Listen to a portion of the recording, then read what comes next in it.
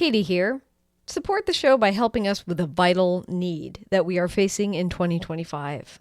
My traveling microphone, the one that has been with us for 10 years, the one that has taken all of us on listening adventures throughout the city of Rome, the microphone that has brought you this sound, and this sound, and this one.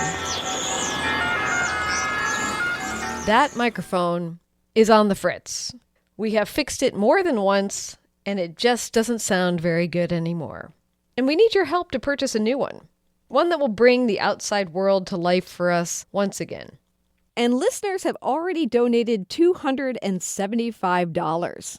The microphone costs $296.84. That's including taxes and shipping. That means we only need to raise another $21.84 to be able to purchase this lovely and functional microphone. And we can do that with your help. If you can afford it and you love this show, you can make a one-time donation toward this gorgeous new microphone at thebittersweetlife.net or find links to donate in the show notes.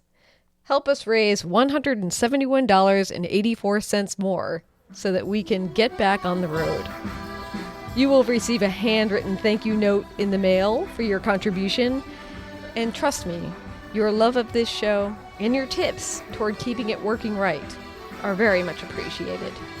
On to the show.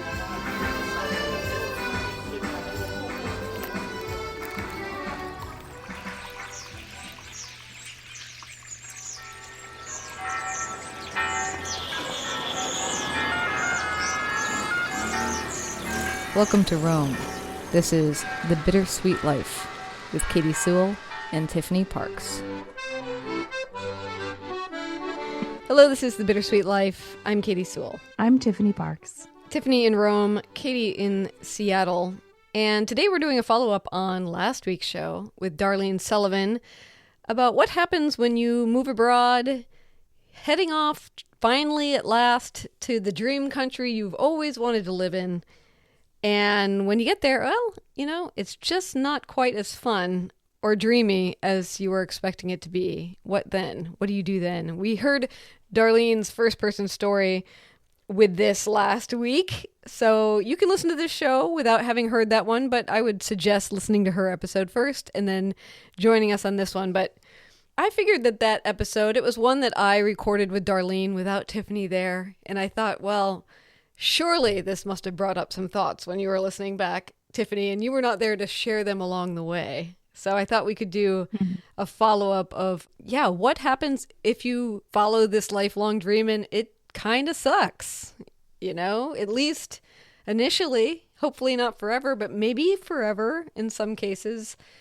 What were some of the ideas that popped into your head when you were first listening to it? Well, what really struck me was just how hard it is to be able to recognize in the moment whether you're having a hard time, because being an expat is really hard the first year. I mean, it's hard. It's always hard, but it's really hard the first year. Like, it's crazy hard the first year, as we've talked about. So how do you know, and you yourself said this during the episode, how do you recognize if it's hard because it's new or if it's hard because there's something that's wrong, that it's not working? And I actually recognized, I kind of identify with her quite a bit during the episode because she says, I'm very stubborn. And I am also extremely stubborn. And I've always said that being stubborn to me it's a positive trait. I think that being stubborn will help you out in life. In some cases, it'll help you to stick with things. But on the other hand, being stubborn also can be detrimental because you can stick things out when you really shouldn't. And I know myself, I've done it in certain circumstances, particularly in grad school. I was in a really bad situation, and as far as academically, and like I should have been doing something slightly different, and I wouldn't change. I wouldn't make any change. I'm like, nope, I started like this. I'm going to keep doing like this. I can see if I had moved to Bolzano or a different town in Italy, and I had the same sort of experience as her, I can see myself being like, nope, I'm not going to move cities. Nope. Like, that's admitting failure, which is not it's not ideal because you need to be flexible too. So it's like, how do you find the challenge is finding that spot, like that the happy medium between giving up immediately as soon as something is hard and refusing to listen to yourself and make changes as needed. All right. So I have that's two thoughts based on what you just said there. One, before we started taping, you were giving a very minor example of this very thing, which was not that many weeks ago, we did our New Year's resolution show, and heck, we're not even through the month of January yet. And you're like, I am going to stick this resolution, which was to take a walk every single morning. And you took a walk on an extremely brisk morning, which, if you're on Instagram, you saw her doing. And you were like, I should not be out here. It is too cold and I am getting ill. And yet I'm going to do this because I am not going to fail at this resolution. There's no way I'm not going to do this. And then you've been sick ever since. yeah, it was two really cold mornings in a row. Like the first morning that I did it, by the end of that day, I was like, oh, I don't feel very good. And then the next morning, I was like, I'm going out there again. And that was what pushed me over the edge. Okay, so and when it comes to grad school, how big of a clash was this that you were refusing to acknowledge? Well, I was in music school, right? So when you're a classical musician in university or in grad school, you have like your studio teacher. If you're a singer, it's your voice teacher. So my voice teacher, of course, I had many other teachers who were teaching theory and all sorts of different things. She was the voice teacher, and she was very, very bad for me. We did not. It was a very toxic situation, and I don't want to put all the blame on her. There was definitely a lot of stuff going on with me too, but let's say she did not help me. She made me worse, and I Singing it's wise complex or singing. emotionally? No, it was sing. It was the singing. It was well, it's all wrapped up Mm. because singing is an internal. It's so internal, the act of singing, that if you are tense in your body and if you are holding on to a lot of tension and a lot of anxiety and things like this, it causes problems in your singing, especially if you're young and you don't have a very solid technique. And so I don't want to go into all of that, but it was the absolute worst fit for me. And I think that if I had been with a teacher who was a little bit more laid back and not so like, I can't even describe how she was. She was like I hate to say it, but she was kind of like a Nazi. Like she was just absolutely insane. The way that she treated me, talked to me, put me down. I could go on and on and on. And basically forced me to constantly manipulate how I was singing in order to try to sound, quote unquote, like how she wanted me to sound. And it totally messed me up. And this could be a whole other episode, Yeah. why I stopped singing. Well, why did Um, yeah, like let's write that down as a thing. But why did you stay with her? Was she considered the that's the very thing. best or I went to that university for her. mm. I would never, why would I have gone to Montreal? Like, no offense to Montreal. Montreal's great. It's too cold, but it's a beautiful city. Yeah. But like, I would never have gone, okay, I'm going to move to Montreal, like out of that. No, I wanted to study with her. I met her at a music festival when she was in vacation mode and she was so cool and she was so amazing. And she seemed like this incredible grande dame, Maggie Smith type vibe. I just looked up to her. I thought she was incredible. And I made up my mind. I'm stubborn. I was like, that's where I'm going. I'm going to study with her. Wherever she teaches, I'm going to go there. Hmm. And I went and she totally destroyed me. Well, okay. Well, so it's interesting because thinking about Darlene's story, Darlene gets to Italy and then she also gets hit by COVID. So she gets this kind of like, accomplishes the dream, but then immediately gets kind of punched in the face by a lockdown. When we compare it to your story with this Dame Maggie Smith teacher from hell, I feel like Darlene pretty early on knew that it wasn't the right fit for her, but she ends up staying for a long time. Like, how early on do you think you realized I might have made a mistake here? Pretty early. I mean, Pretty here's another early. question. Did it even feel like a mistake? If you're that stubborn, does it Yeah, not I don't manifest know. I as a think it mistake? didn't feel like a mistake. I feel like there's what's wrong with me? What's wrong with me that I can't live up to what I'm supposed to be doing? What's wrong with my voice? What's wrong? And it was a lot of these realizations came after the fact. But at the same time, I knew at the time that something wasn't right. And I remember I had one of my, one of the girls who was in my, she had been in her studio as well. She was another singer and she transferred out. She transferred out. She realized this woman is nuts. She's nuts. So she transferred out. She said to me, why don't you change teachers? Why don't you change teachers? You can do it. It is allowed. People do it all the time. And I just thought, well, I came here to study with her. Plus, she'll hate me if I leave her studio. She'll treat me bad. She'll give me these withering looks that, like, I swear they could freeze you to the bone. And and also she spoke English. I do have to say she was from a part of Canada where they speak English, but not all of the teachers spoke English. And Hmm. the idea of having my lessons in French Canadian, which is even harder than French, that was a little daunting, I do have to admit. Huh. And so, how long did you stick it out with this particular person? How many years are we It was talking? supposed to be 2 years, but it took me longer to graduate because I got into all sorts of voice problems. Like my voice, like I would lose my voice. I kept losing my voice because I was singing in an incorrect way. And I was forcing myself and I was over practicing. I was practicing like hours and hours and hours on end. You can't practice that long as a singer. It's bad for you. Hmm. Um, and so I got to the point where like I couldn't give my final recital because I didn't have a voice and I just kept having to push it off and push it off. And oh my God, it was so traumatic. Like this is honestly one of the traumatic events of my life. I don't talk about it very much, but I eventually what I did was I went back to Boston and I took like a semester off from school. I was done with all of my courses. Like all my credits were done. I just had to give my final recital. So I went back to Boston and I found a teacher at my old conservatory who was not the teacher I had studied with in undergrad, but she was someone else who was wonderful. And I studied with her. She helped me prepare the songs that I'd already prepared, but she helped me get back on track. And I went back, I gave my final recital. I did not see the teacher. I was like, I can't, like, she's like, do you want to come and have a lesson? I was like, no, I'm sorry, I don't. She was there at the recital because she was the head of the voice department. So she was one of the people judging me. Hmm. And I passed, but it was very traumatic, very, very traumatic. Traumatic because you almost didn't get out, or because why? The whole situation, the whole situation. I mean, there's so much involved there. I mean, the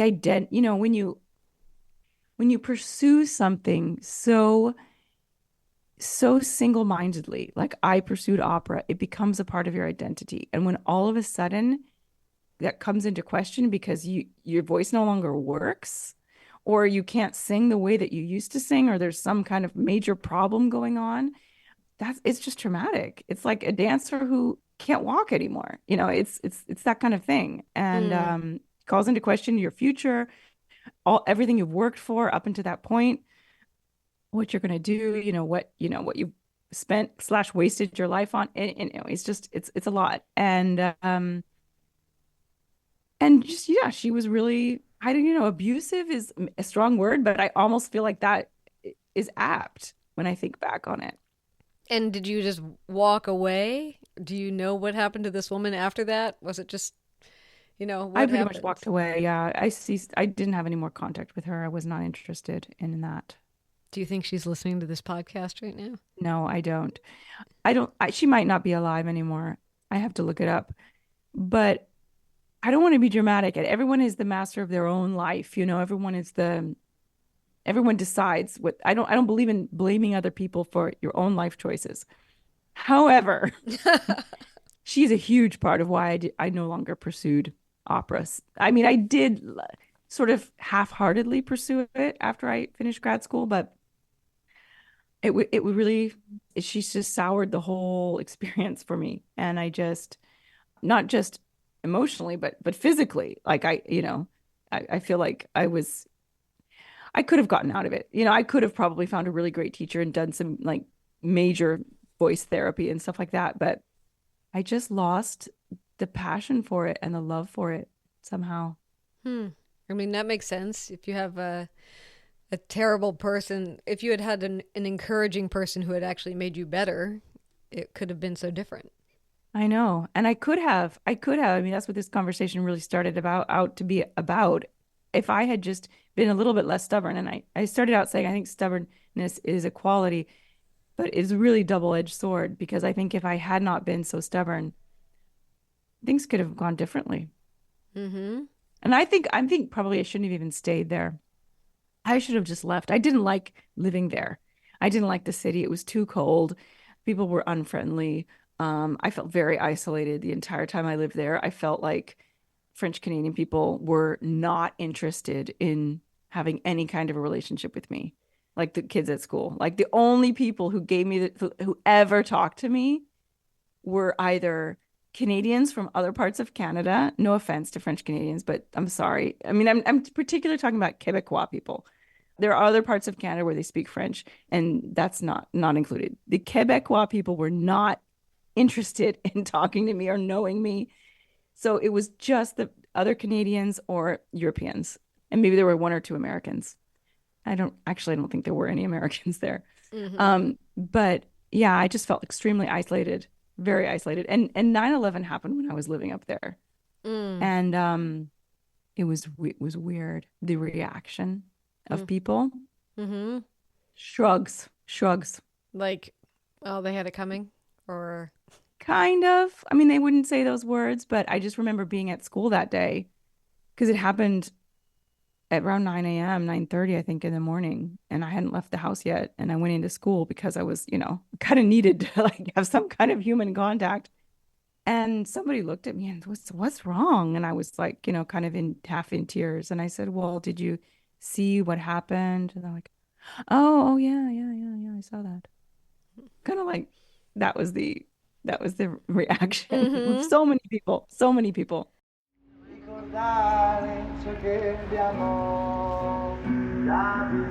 Katie popping in real quick to take you on a little journey for a moment. Back to when Tiffany and I were exploring the streets of Rome.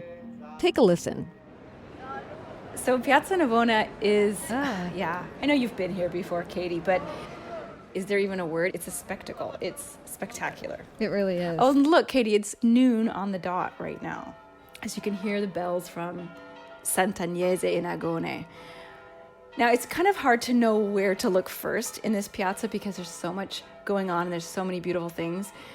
Probably what's going to take your attention the most is the central fountain. This is by Bernini, John Lorenzo Bernini, the famous sculptor and architect. There's actually a great story behind this fountain because the Pope at the time, Pope Innocent X, came on the heels of Pope Urban VIII. And Urban VIII had been not only Bernini's patron and champion, but also a close friend of his.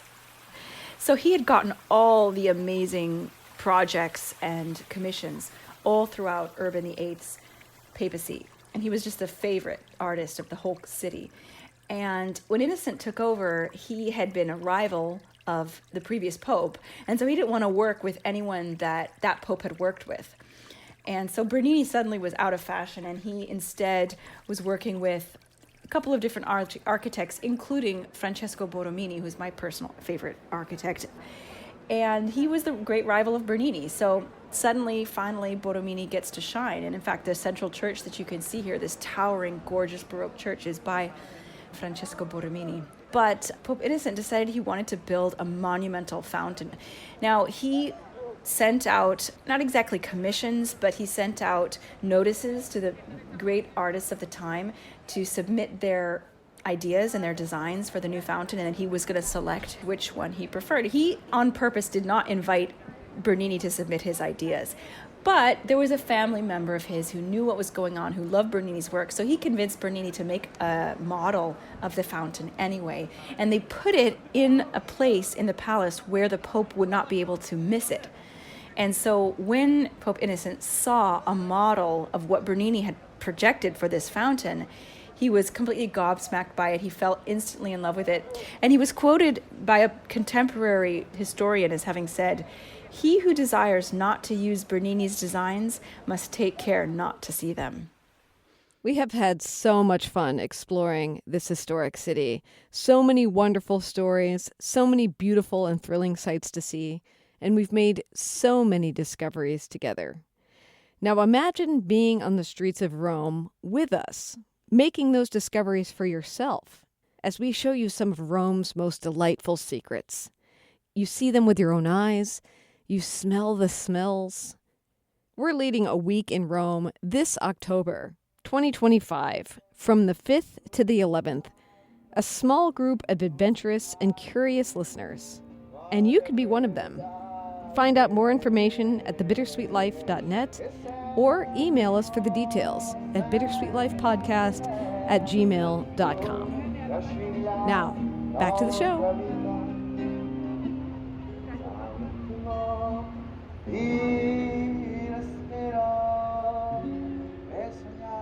It kind of brings up another question I had written down when we talked about maybe doing another episode on this was, I guess something that Darlene sort of scratches at too is, and a thought that I definitely had when I was in college, because I didn't particularly like the college I chose either, but it was the question, was I or am I in the wrong place, or am I in the wrong mindset? And that is so hard to parse apart, and I think that that's what the question she was asking, like, what am I, and exactly what you're saying, what am I doing wrong? How did this all happen? And I don't know how you get those two things separated, how you determine, like, this is the wrong place for me versus I'm just not in the game right now, or something like I'm not living up to the potential of this moment, which was a thought I'd had many times, endless amounts of times in the year I was living in Rome. And I think I did Rome pretty well in that year. But I had plenty of time where I was just like, I am not living up to this moment. All of my limitations, all of my hangups, all of my weaknesses, all of my inability to speak the language are front and center in this constantly in a rotation. But I don't know how you divide out the wrong place versus the wrong way of thinking. I think in order to do that, you have to just know yourself so well. And that takes, first of all, it often takes being older. It's hard to do that when you're 18. It's hard to know yourself that well, because you haven't known yourself long enough. Mm-hmm. You've only been around 18 years.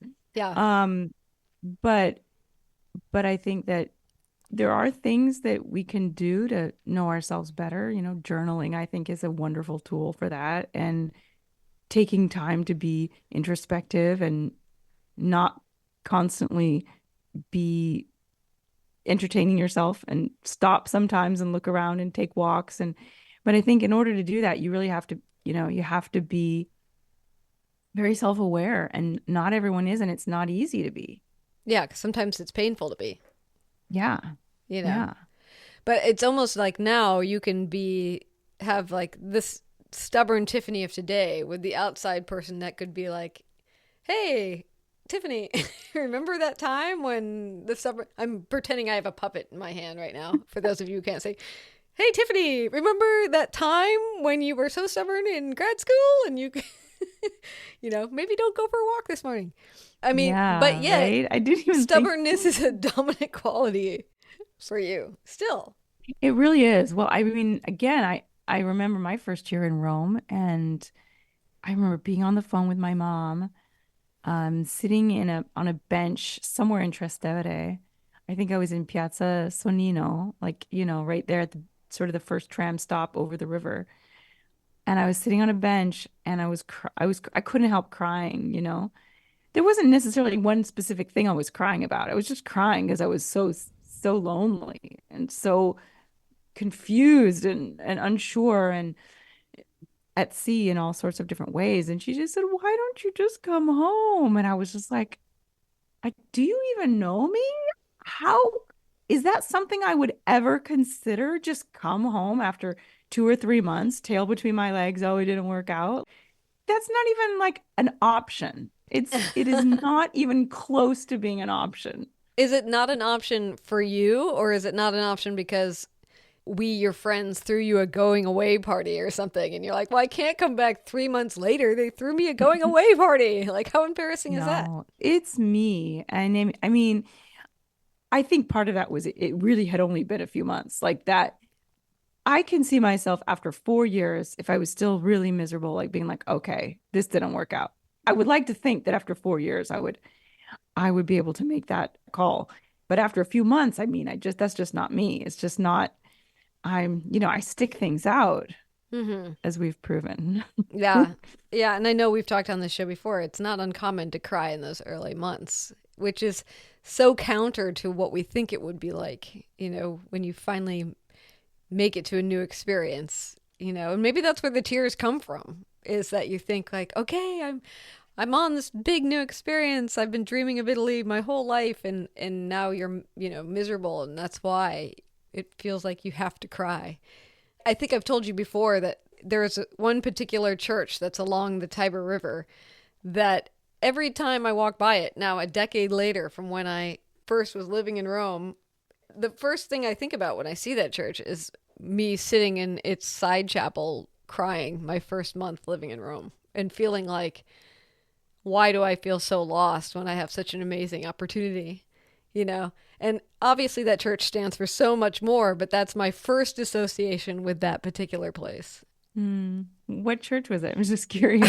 I don't actually remember the name of it, to be honest. It's, maybe you know the name of it. It's, I'll cut this, but as you're walking to the Vatican, on the Trastevere side? On the Trastevere side. Oh, I think that's San Giuseppe dei Fiorentini. That church, if you want to put this back in. Side note, she just said that because I gave her a long description about where it is that I cut off for all of you people. That's the power of editing, which makes this all feel like it doesn't quite make sense. She didn't just know that out of the blue, as if she looked at me and she said, you know which church it is. Yeah, it's San Giovanni dei Fiorentini. And that church happens to be where Francesco Borromini is buried. Oh, our favorite architect. I mean, I say our favorite architect. I assume he's your favorite architect too. He must be, right? He is now, after I've been on the Bittersweet Life Roman adventure so many times. Yes, he is a marvel to be sure. Yes. Well, that's interesting to know. He had a very sad life, He was depressed. He committed suicide. Not that I'm, putting you guys in the same boat there, but maybe his melancholy was affecting you, was influencing you from beyond the grave. It drew me to that church when I was feeling that sad, sad moment. Another weird association I have with that church is one time, maybe it was just the place where I went to sit and feel lonely.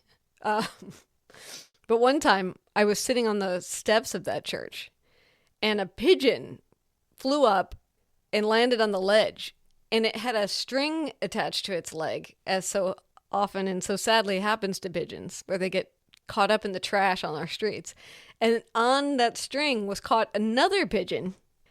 And so when it landed on the ledge, another pigeon was dangling upside down from the string. And luckily, I had just happened to go to a store and picked up a lighter so that we could light candles and incense and stuff.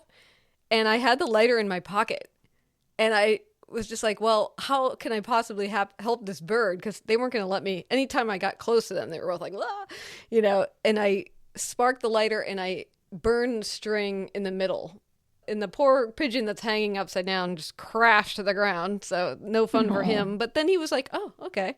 Well, now we're walking around. Both of us have too long of a string now attached to our legs, but at least we're not hooked together.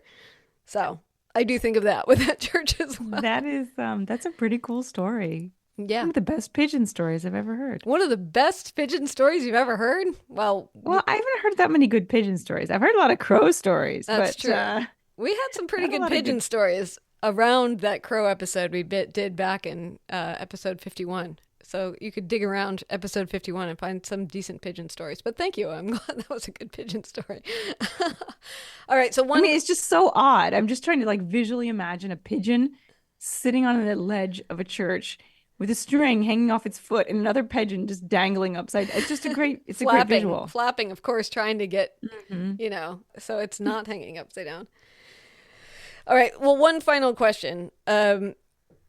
before we'll end this particular discussion. I mean, I know that your first months were not just lonely. You also were living in kind of a bad situation when you first arrived. You were living with relatives. And I think that was always meant to be temporary, but you sort of had the same problem that Darlene has, where when you land in the wrong place. And I don't know, is there anything you related to in that about how did you figure out to like extract yourself from the bad place for yourself? Well, that was definitely meant to be temporary. That was just like, if I hadn't had a place to land, I would have had to stay, as you guys did, in a temporary apartment. I would have spent way more money than I had to spend. So I was very lucky that I had people that I could stay with. It just turned out that it was not a good situation either. We won't go into that. But I never meant to live with them because even if they had been wonderful and just the most amazing people in the world, they lived way too far out of center. I wanted to be in the center. Of course, all new expats should be in the center. It's one thing to move out to the outskirts when you've been in the city for over 10 years and you have a kid and a day job and a commute and all that boring stuff. But when you're new, you have got to live in the center because that is why you're there. You're not there to live out in the suburbs. Yes, you're there to be the heart of the culture. In the heart of the beating heart of the city. So there was no way I was going to live out there. I mean, they are even further out than I am now. So I immediately was planning to move into the city. And it took 2 weeks. It took me a good 2 weeks to find a place, which looking back is not that bad. No. Because finding other apartments took me much, much longer. But yeah, the fact that I wasn't happy with them, it had no bearing on whether I moved. I would have moved out no matter what. So. Okay. All right. Well, I do think that, again, in the idea of knowing yourself, that, one of Darlene's very wise conclusions was, I am not a country person. I am a city person. Not a country mouse, a city mouse. And I think that's also was an interesting distinction she pointed out was, it might be wrong also because it's not the kind of environment you like to live in. You might have picked the wrong city, which I also think is kind of an interesting thing to think about when you move abroad. It is interesting. All right. Well, we'll leave it there for now. Thank you so much for supporting the show. If you have thoughts on this topic, feel free to send us an email, bittersweetlifepodcast@gmail.com. And thinking about moving to Rome, why not explore it first with us on our Rome trip, our Roman adventure this October? We're going to be in Rome from the 5th to the 11th.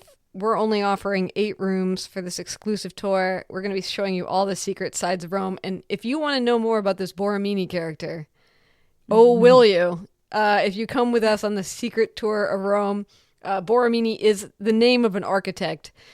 Not to be confused with Bernini, also the name of an architect. You'll get to know both of them so well, you'll be able to make jokes about them by the end of the week.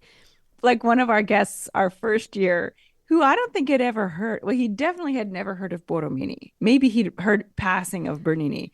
By the end of the week, he was making jokes about those two. And funny ones also. Yeah. Which, I really enjoy. So yes, you can find information about the trip at our website, thebittersweetlife.net, or you can always email us, bittersweetlifepodcast@gmail.com, with all of your questions and queries. Tiffany and I are here to help you decide if you want to come with us to Rome this October. Don't be shy. We're here and ready to go teach you about Borromini and Bernini so that you never confuse them in your head again. And all right, we'll leave it there. And until next time, this is The Bittersweet Life. I'm Katy Sewell. I'm Tiffany Parks. Join us again. Bye. We welcome your feedback, show topic ideas, or questions. You can always reach the show by emailing bittersweetlifepodcast@gmail.com or through thebittersweetlife.net.